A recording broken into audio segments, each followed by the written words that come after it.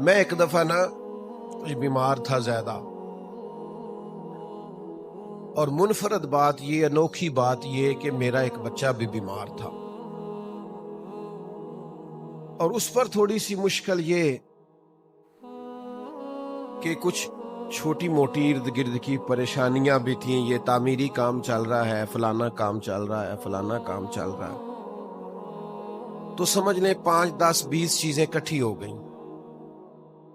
تو میری طبیعت پر کچھ بوجھ بن گیا، دل تھوڑا سا وزن محسوس کرنے لگا، اور ذرا تھوڑی سی بے چینی اور اضطراب طبیعت میں پیدا ہونے لگا. یہ ان کے بعد آ جاتا ہے کبھی کبھی. تو اس کی تدبیریں، اس کے معاملات بھی میں دیکھ رہا تھا، لیکن تھوڑا سا نا زیادہ ذہنی طور پر میں اپنے آپ کو تکلیف میں محسوس کرتا تھا. تو ایک رات میں تسبیح میرے ہاتھ میں تھی، تو میں حسبنا اللہ و نعم الوکیل نعم المولا و نعم النصیر، اس کا میں وظیفہ پڑھ رہا تھا. تو پڑھتے پڑھتے میں نے نا سائیڈ چینج کی، رخ پھیرا. اچھا، کبھی کبھی یہ ہوتا ہے کہ آپ کے اندر سے ہی دکھ اٹھ رہا ہوتا ہے، اور کئی دفعہ آپ کے اندر سے ہی سکھ اٹھ آتا ہے، جواب آ جاتا ہے. یعنی آپ کا دل بھی تو مفتی ہے نا، وہ بھی تو فتوے جاری کرتا ہے نا. آپ کی روح بھی تو عالم ہے نا، وہ بھی تو آپ کو مسئلے بتاتی ہے نا.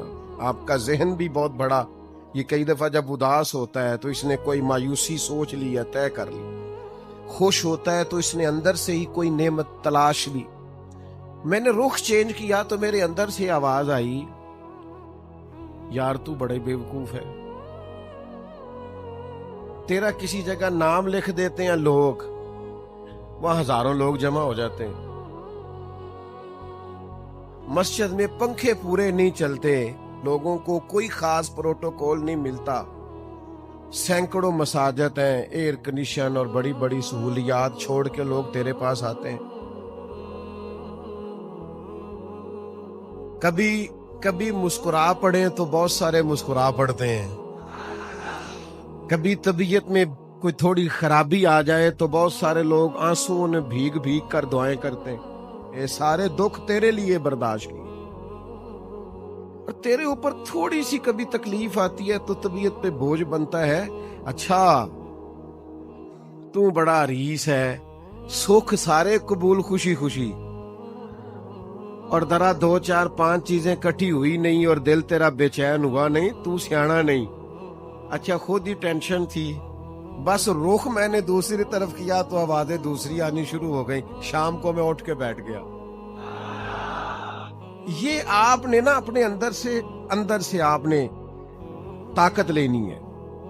آپ کے اندر ایک روح ہے، آپ کے اندر ایک باطن ہے، آپ کے اندر ایک خیر کی قوت ہے. جب بھی کوئی مایوسی آئے نا، ایک سرکار کا فرمان سنیں. نبی پاک علیہ السلام نے فرمایا، تمہیں اپنی بیوی کی کوئی عادت ناپسند ہو تو اسے بغض نہیں رکھنا. یا رسول اللہ کیا کریں؟ فرمایا اس عادت پہ غور کر لو جو تمہیں بڑی پسند ہے.